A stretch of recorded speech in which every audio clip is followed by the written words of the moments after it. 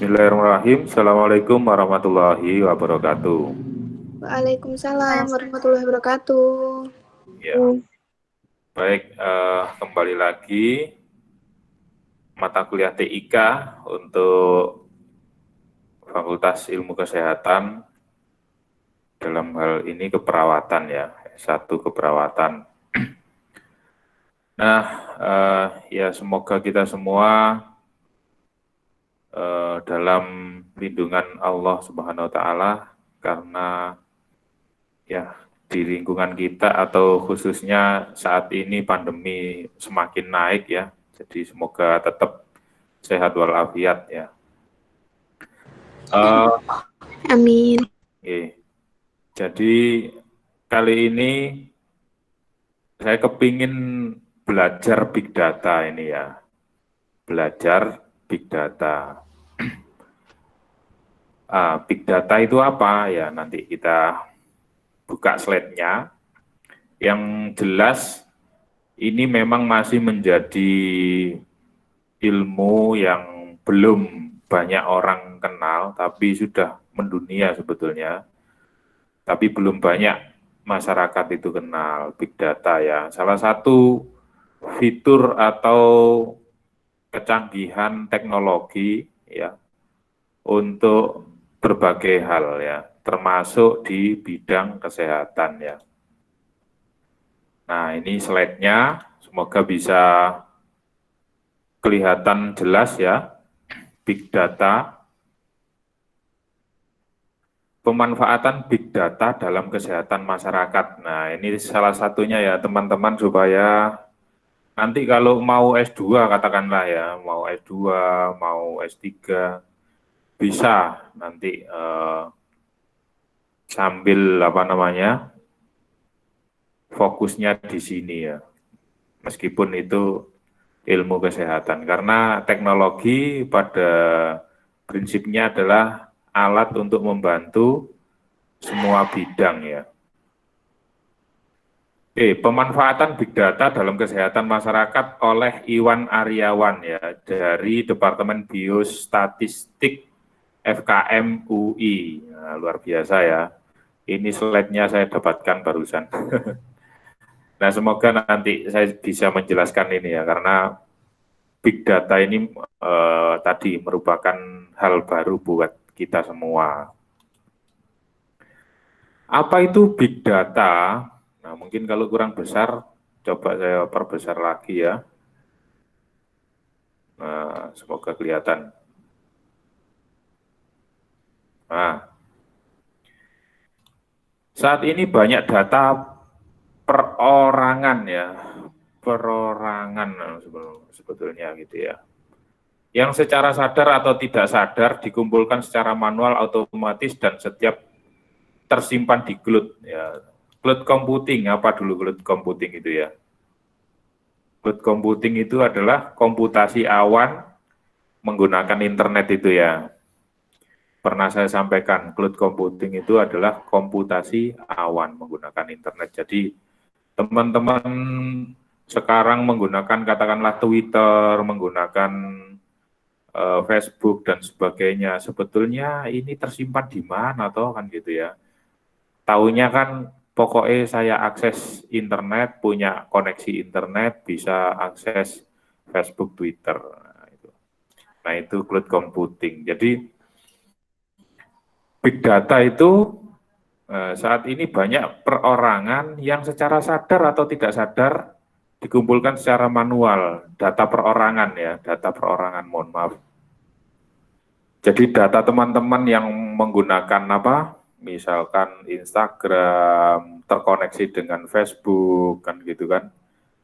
Terus apalagi Twitter, terus iya termasuk YouTube, ini yang kita simpan, kuliah kita yang kita simpan. Nah, ini adalah data perorangan yang sadar atau tidak sadar itu terkumpul di internet gitu ya.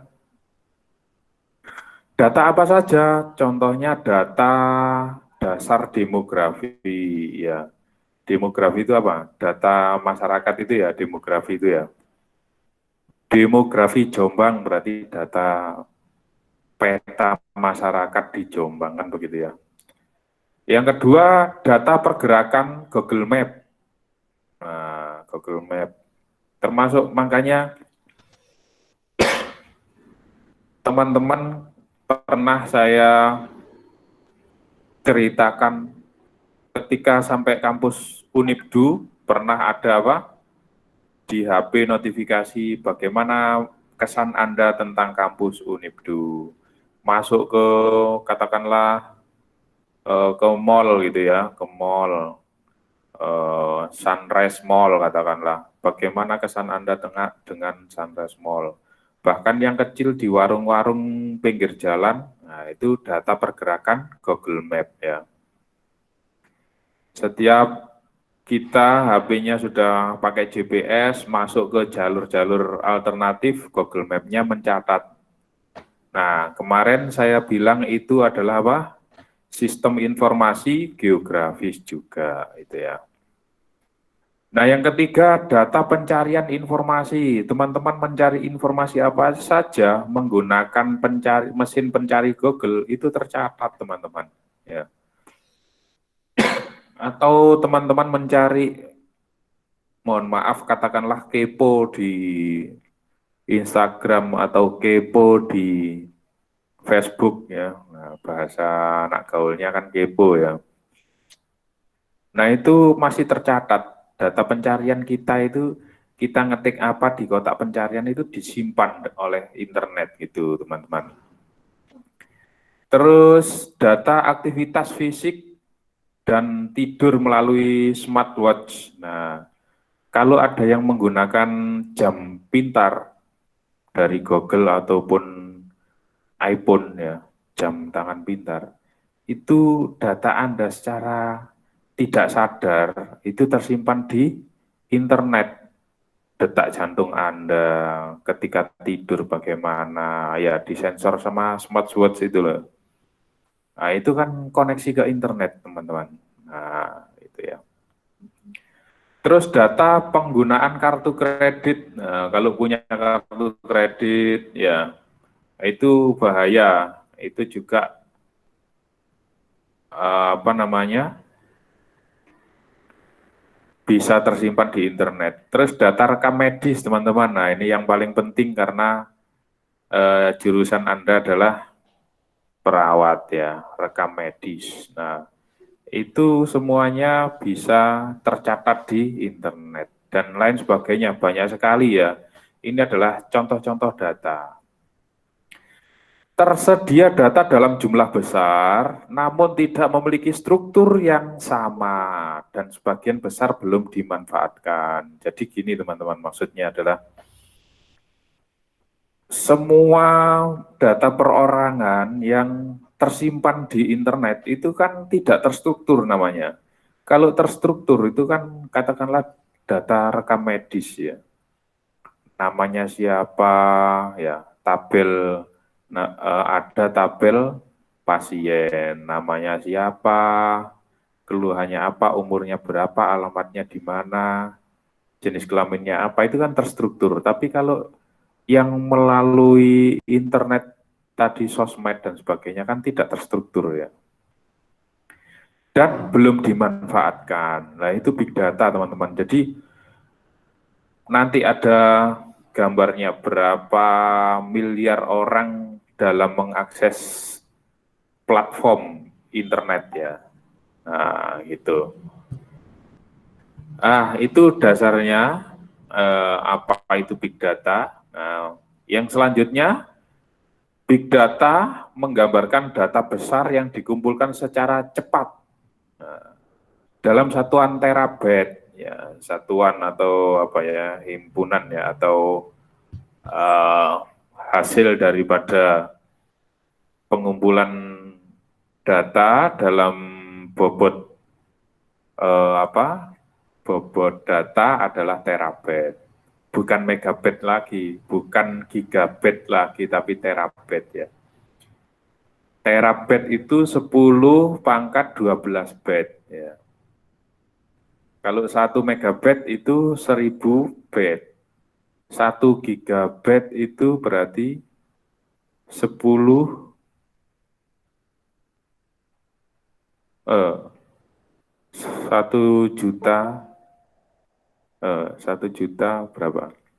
Byte ya. Nah, kalau terabyte 10 pangkat 12 byte. Nah, ada petabyte lebih tinggi lagi. Bahkan zettabyte, nah, lebih tinggi lagi. Nah, jadi saya yakin teman-teman juga nggak pernah menghitung, mohon maaf tadi ada yang masuk sebentar.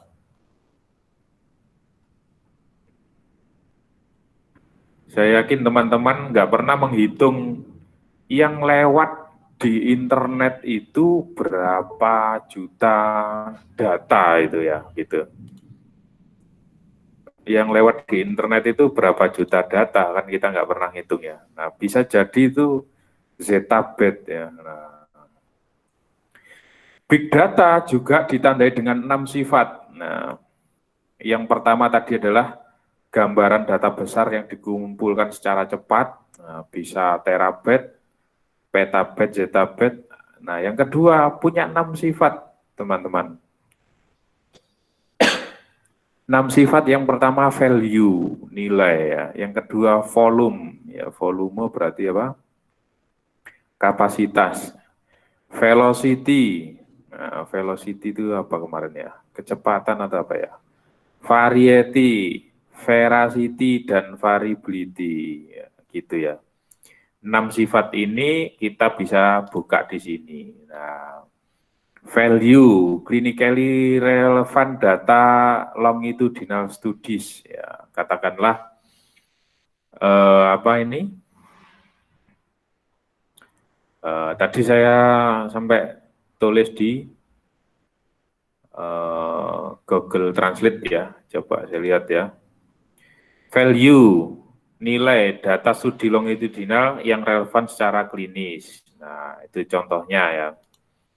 Terus volume, volume, teknologi throughput tinggi, pemantauan terus-menerus dari tanda vital. Nah, velocity, kecepatan ya, pemrosesan kecepatan tinggi untuk keputusan klinis. Nah, ini big data yang untuk apa namanya, katakanlah untuk kesehatan ya. Dan kecepatan klinis decision support increasing data. Decision support itu berarti pengambil keputusan ya. Terus variety ya, heterogen dan tidak strukturnya data, sumber data yang difference berarti apa? Yang berbeda-beda di frekuensi dan taksonominya. Veracity itu adalah kebenaran data. Data quality is unreliable data coming from uncontrolled environment. Data yang datang dari lingkungan yang tidak terkontrol. Kebenaran datanya. Variability, seasonal health effect, dan seterusnya ini ya, variabel ya, variabel. Nah, ini sifat big data, teman-teman ya. Yang pertama adalah nilai, yang kedua volume, yang ketiga kecepatan, yang keempat varietas. Jadi varietas itu apa? Macam-macamnya ya, macam-macam data. Terus veracity, ini kebenaran, kejujuran dari data itu sendiri. Data ini datang dari siapa saja, lingkungan apa saja. Nah, variabel, nah, variabel. Nah, ini ya 6 sifat dari big data. Jadi kembali lagi bahwa big data itu mempunyai 6 sifat ini. Ada nilainya, ada volumenya besar gitu ya. Ada kecepatan datanya, ada macam-macam datanya, ada kebenaran datanya, ada variabel datanya. Itu ya. Itu big data. Jadi manfaatnya untuk kesehatan luar biasa nanti ya. Dari WHO 2014 ya. Apa ini artinya? Wah, ini saya terus terang ya, kalau bahasa Inggris ini mending copy paste biar lebih akurat ya, nggak apa-apa ya. Dari WHO. Mendefinisikan kesehatan masyarakat sebagai semua tindakan yang diselenggarakan secara publik atau swasta yang mempromosikan kesehatan yang baik, mencegah penyakit dan memperpanjang hidup di antara kelompok populasi secara keseluruhan. Ya, kesehatan masyarakat menurut WHO ini ya, kesehatan masyarakat menurut WHO. Ini nanti saya upload di Google Classroom ya. Nah, selanjutnya 3 fungsi utama kesehatan masyarakat, teman-teman. Yang pertama, menilai dan memantau kesehatan di masyarakat untuk mengetahui masalah dan prioritas kesehatan. Nah, untuk masalah kesehatan masyarakat, tentu teman-teman sudah lebih ahli daripada saya, ya. Ini saya baca saja, kalau salah ya mohon diingatkan. Yang pertama, menilai dan memantau kesehatan di masyarakat untuk mengetahui masalah dan prioritas kesehatan. Yang kedua, menyusun kebijakan kesehatan untuk mengatasi masalah kesehatan lokal, nasional, dan global. Nah, berarti kalau dilihat dari yang kedua, teman-teman ini bisa ikut andil berperan aktif untuk menyusun kebijakan di lingkungannya masing-masing ya, kebijakan kesehatan tentunya ya, di lingkungan masing-masing ya. Nah, yang ketiga, memastikan masyarakat memiliki akses yang sama kepada pelayan kesehatan yang memadai dan cost efektif. Teman-teman kalau boleh survei ya, silakan survei di lingkungannya masing-masing. Menurut masyarakat bagaimana tentang akses pelayanan kesehatan? Nah, itu pasti masih merasa susah ya. Salah satu contohnya kalau ada orang mendadak sakit gitu, pasti ini saya harus kemana, kan begitu ya. Nah, itu salah satu contoh faktor akses kesehatan yang kurang memadai. Ya, sakit apa saja itu masih bingung. Tanyanya ke tetangganya yang nggak ngerti tentang pelayanan kesehatan, kan gitu ya. Nah, itu salah satunya faktor yang kita belum ada di sini. Makanya itu penting bahwa fungsi utama kesehatan masyarakat itu salah satunya harus bisa memastikan masyarakat memiliki akses yang sama kepada pelayan kesehatan. Nah, salah satu yang terbaik adalah penggunaan teknologi informasi. Yang keempat, pendekatan big data dan kesehatan masyarakat. Oh, ini sudah beda lagi ya. Apa hubungannya big data dengan kesehatan masyarakat, Pak? Yang pertama, pendekatan kesehatan masyarakat sudah sejak lama memanfaatkan data. Contohnya, kalau kita ke klinik pasti disuruh mengutarakan nama pasien, keluhannya apa, lah itu memanfaatkan data. Meskipun itu manual atau dengan komputer, ya. Bahkan sekarang mungkin sudah pakai KTP-nya mana, kan begitu ya. Nah, yang kedua, mengumpulkan data tentang kejadian yang sudah terjadi dan membuat kesimpulan berdasarkan pola yang ada di data tersebut. Nah, termasuk yang pernah saya perlihatkan tentang data sebaran COVID-19 ya di Indonesia. Nah, itu adalah pengumpulan kejadian ya yang sudah terjadi, pengumpulan data tentang penyakit yang sudah terjadi. Nah, dan bisa membuat kesimpulan. Nah, makanya di situsnya covid.go.id itu tidak hanya sebarannya saja, tapi juga ada grafik ya, ada grafiknya. Nah, itu grafik itu bisa digunakan untuk kesimpulan. Oh, ternyata dalam 1 tahun ini grafiknya turun di bulan ini, katakanlah bulan Oktober. Nah, sekarang bulan Desember grafiknya naik lagi, katakanlah. Itu termasuk kesimpulan, teman-teman. Contohnya John snow dan kolera. Oh, ini penyakit ya, ini ya.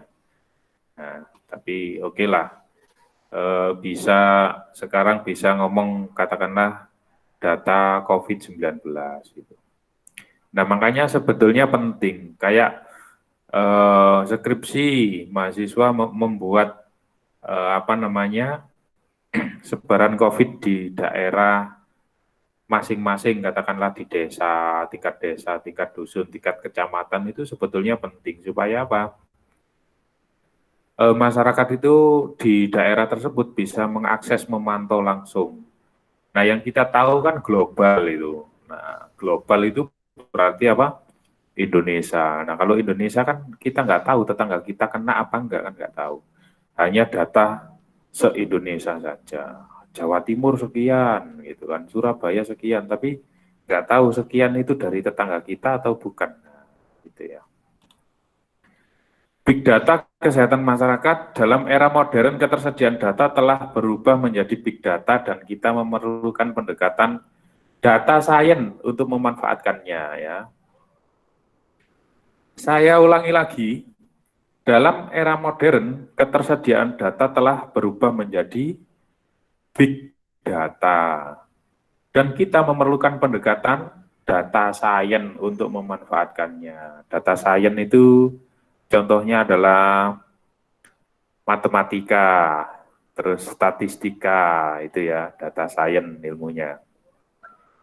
Jadi pendekatannya adalah menggunakan ilmu matematis, menggunakan ilmu statistik, nah, itu ya, untuk memanfaatkan big data tersebut. Data science, bahasa Inggris mana ini ya? The science of extracting insight and meaning from data of any kind for the purpose of driving change. Nah, kira-kira apa ini? Data science adalah sebuah science untuk dari extract insight and meaning from data ya. Meaning ini berarti menggali ya dari data of any kind for the purpose of driving change. Apa ini ya? Data science. Oke, supaya saya itu kalau perkata ya paham, tapi kalau kadang udah seperti ini jelas salah ini. Nah, oke.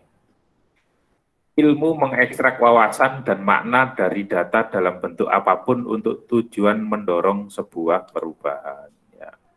Mendorong sebuah perubahan. Nah, itu ya. Jadi ilmu untuk mengekstrak ya maksud dan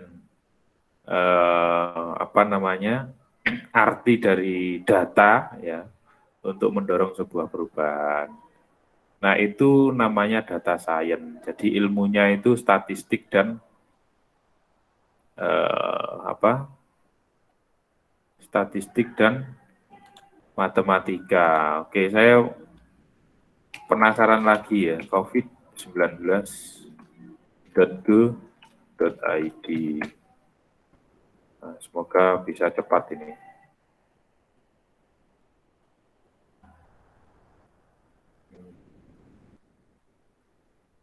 Sebaran, peta sebaran ya. Nah, ini salah satu bentuk big data juga nantinya ya. Nah, tapi ini masyarakat belum terlibat ya, masyarakat belum terlibat di sini. Nah, ini ya. Wah, seperti ini. Nah, kayak gini nih ilmunya statistik ya, ilmunya statistik dan matematika. Nah, ini salah satu data science namanya ya. Salah satu data science dan digunakan di bidang kesehatan gitu ya. Nah, digunakan di bidang kesehatan. Oke, kita lanjut teman-teman, big data dan kesehatan masyarakat. Dalam kesehatan masyarakat, kita terutama tertarik terhadap perilaku, dalam kurung, dan perubahan perilaku dari masyarakat. Institusi kesehatan, tenaga kesehatan, dan politisi. Nah, salah satu perilaku dari masyarakat itu apa, teman-teman? nanti juga ada di mungkin ya slide-nya itu. Termasuk kalau orang banyak penyakit itu kan seringkali diagnosisnya kan kebanyakan makan apa gitu ya. Kebanyakan makan atau minum yang manis-manis katakanlah. Nah itu termasuk perilaku. Termasuk juga kurang olahraga, termasuk juga apa terlalu kerja sampai larut malam. Nah, itu perilaku. Dari masyarakat, institusi kesehatan, tenaga kesehatan, dan politisi. Ya. Yang selanjutnya, ketersediaan data yang besar dan cepat dari segala sumber merupakan alat yang bermanfaat untuk kesehatan masyarakat. Nah, seperti yang pernah saya utarakan bahwa terutama di Indonesia ya, kan belum bisa masyarakat itu mengakses atau bahkan tadi itu klinik ya, katakanlah klinik aja, klinik di desa-desa kita itu kan belum bisa mengakses data secara keseluruhan penyakit yang ada di Indonesia, kan belum bisa, nggak ada fasilitas seperti itu. Nah, itu manfaatnya big data sebetulnya ke sana nantinya. Berapa sumber big data untuk kesehatan masyarakat?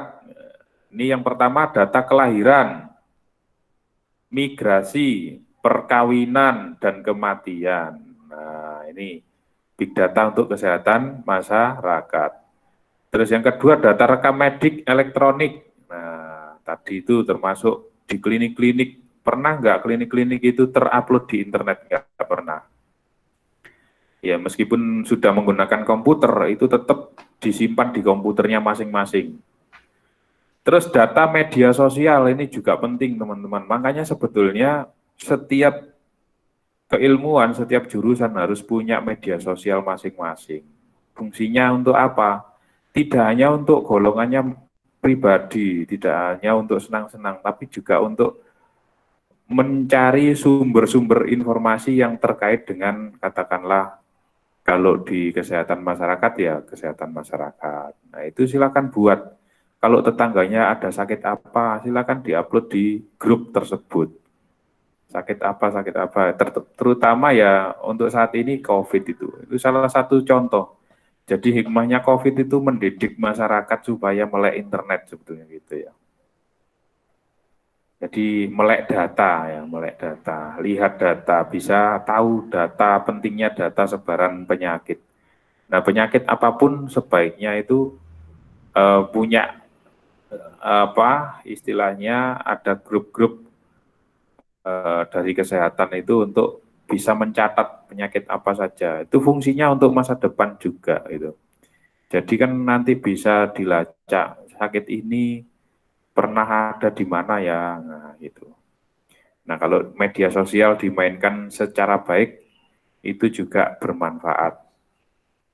Data pemantauan dari smart gadget, nah, termasuk handphone, termasuk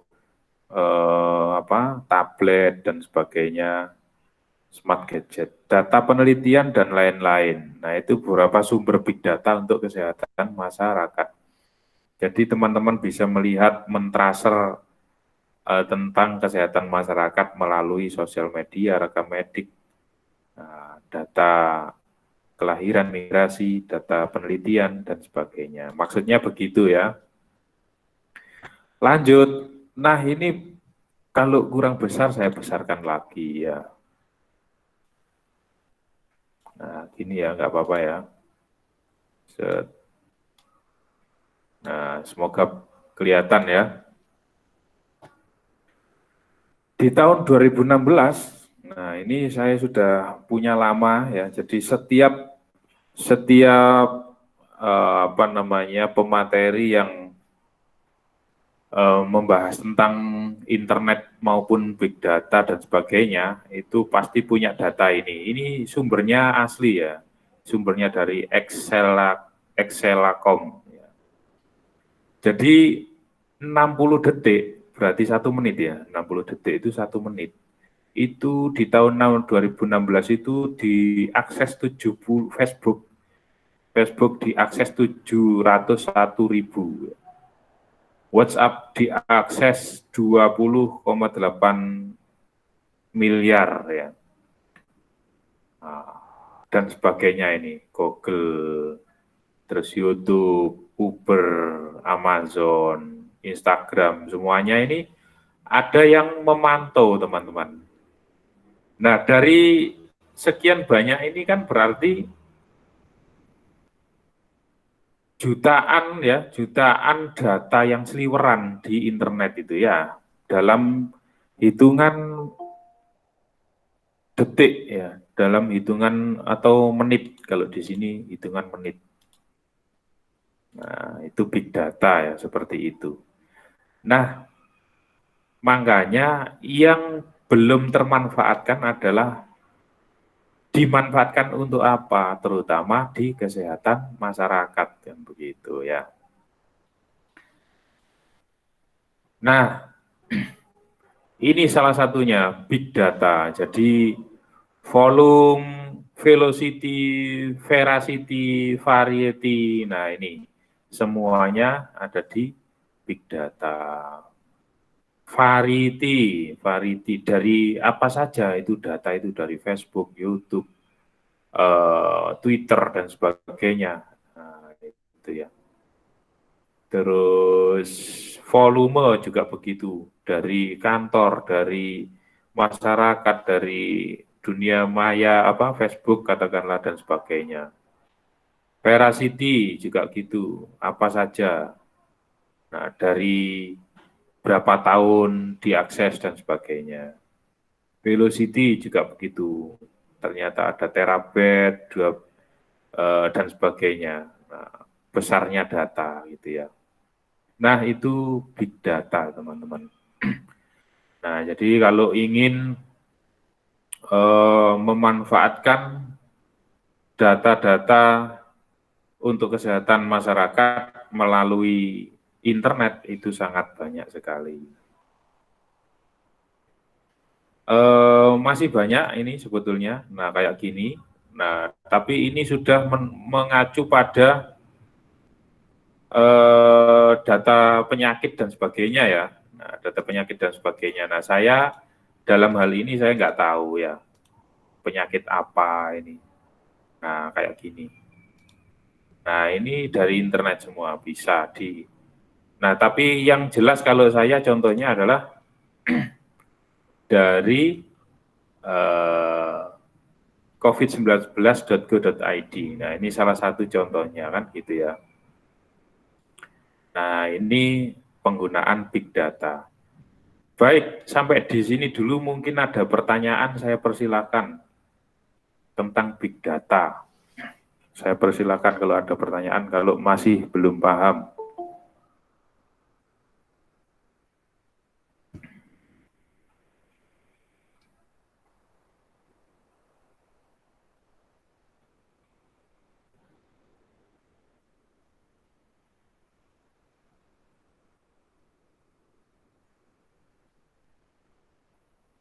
Ada pertanyaan, halo?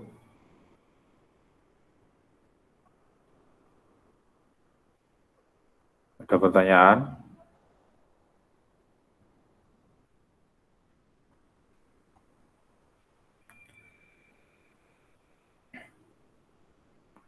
Belum ada pertanyaan ya? Baik. Nah, saya loncati ya, karena data-data ini menunjukkan statistik dari sebuah penyakit ya di provinsi dan sebagainya. Ya ini jadi saya bypass karena saya berharap ini sebetulnya sama kayak COVID ini, sama kayak sebaran COVID. Jadi datanya jelas, nah, ada berapa jelas secara statistik seperti ini. Oi, keliru. Nah, sekarang saya loncati pemanfaatannya untuk penyakit infeksi, katakanlah ya. Untuk memahami penyakit infeksi, kita perlu mengetahui kapan, di mana, dan siapa. Pada pendekatan konvensional, data dikumpulkan setelah penyebaran penyakit terjadi dan berdasarkan ingatan pasien. Nah, yang selanjutnya, tersedianya time location data pada perangkat seluler dapat dimanfaatkan untuk mengetahui pola pergerakan pasiennya. Nah, pemanfaatan data tidak langsung, misalnya pencarian informasi tentang influenza, Google Flu. Oh, ternyata ada ya, Google Flu itu sudah ada. Mungkin nanti pandemi di Google juga sudah ada mungkin ya. Apa namanya? Jadi kalau bisa jadi ya, bisa jadi data pasien COVID itu dipantau pergerakannya. Nah, ini penting. Dari informasi ilmu big data di sini penting. Berarti katakanlah kalau kita ingin mengawasi pasien COVID pergerakannya, kita bisa catat nomor handphonenya atau eh, data handphonenya supaya tahu pergerakannya dia itu kemana saja. Wah, ini penting, ini bisa untuk skripsi ya. Nah, sangat penting. Ini manfaat ilmunya big data. Nah, supaya tahu, oh anak ini terkena COVID, dia beneran di lokasi isolasi apa jalan-jalan. Nah, kita bisa lacak by GPS. Pemanfaatan big data di kesehatan masyarakat penyakit kronik. Penyakit kronik disebabkan oleh banyak faktor yang saling terkait. Sumber informasi tentang faktor resiko pada umumnya berasal dari penelitian longitudinal besar. Perilaku pada umumnya juga terkait dengan jejaring sosial. Informasi tentang diskusi dalam jejaring sosial merupakan data yang dapat digunakan untuk prediksi penyakit kronis. Kegemaran masyarakat untuk upload foto, kegiatan, dan makanan merupakan sumber data tentang perilaku mereka. Lah ini tadi yang pernah saya sebutkan di atas tadi, bahwa sosial media itu bisa digunakan untuk melihat perilaku pergerakan orang yang kena penyakit kronis tadi ya. Nah, jadi sangat penting. Contoh katakanlah si A atau katakanlah namanya Siti itu ya. Dinyatakan positif COVID. Terus kita pantau di sosial medianya seperti apa.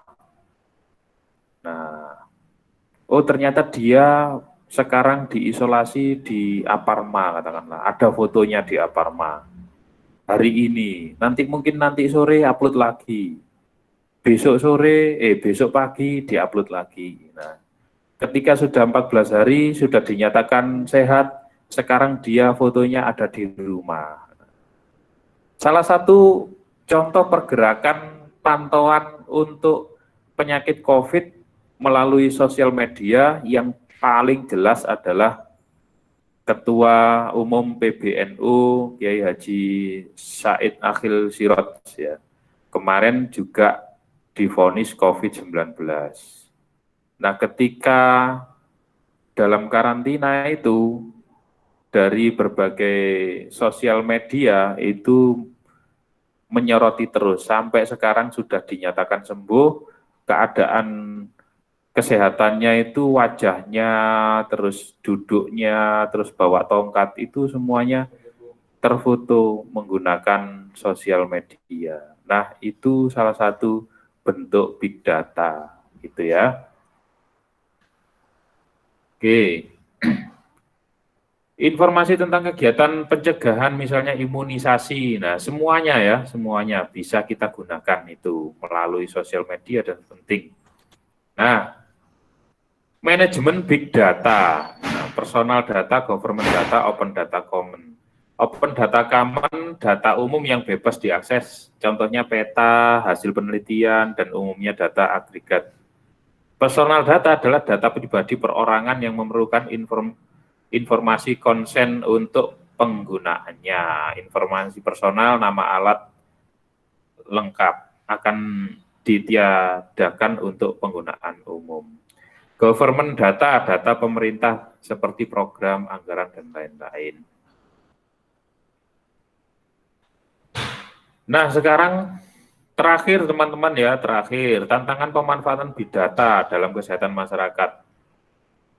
Yakni ketersediaan dan akses data ya penting. Ini tantangannya.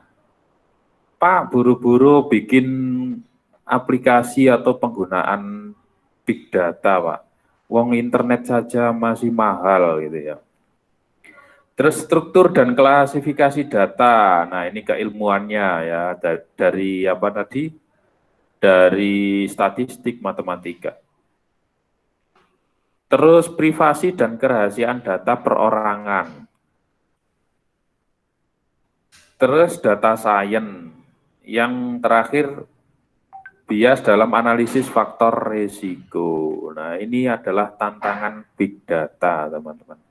Baik, ini adalah slide terakhir. Semoga teori big data ini melengkapi keilmuan TIK kita ya dan bermanfaat untuk keilmuan teman-teman di kesehatan masyarakat ataupun keperawatan gitu ya teman-teman ya. Kalau ada yang mau bertanya, berdiskusi silakan sebelum saya tutup. Ya, silakan.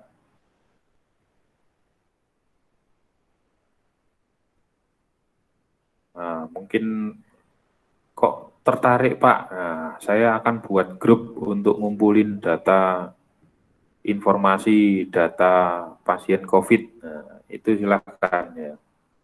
Jadi kalau ada tetangganya masukin di data tersebut, di sosmed atau apa itu. Nah, bagaimana?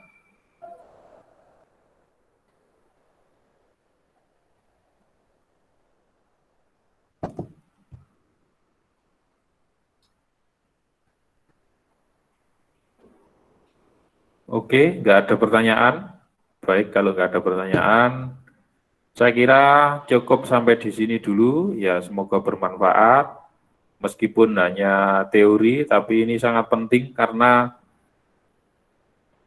kalau Unibdu jadi membuka fakultas ilmu kedokteran, jelas ilmu big data itu masuk di mata kuliah yang khusus, ya, mata kuliah yang khusus di ilmu kedokteran. Itu ceritanya gitu. Jadi sebetulnya saya juga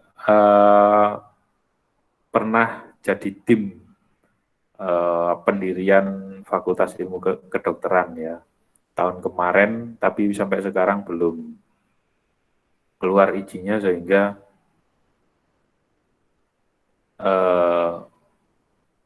belum jelas gitu ya. Dalam arti apakah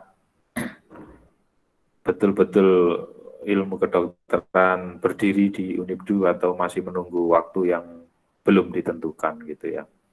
Tapi jelas di situ ada mata kuliah Big Data nantinya. Baik, kalau tidak ada pertanyaan, kurang lebihnya saya mohon maaf yang sebesar-besarnya dan semoga bermanfaat. Kita akhiri sampai di sini dulu. Saya akhiri. Ihdinas siratal mustaqim. Assalamualaikum warahmatullahi wabarakatuh. Waalaikumsalam. Waalaikumsalam.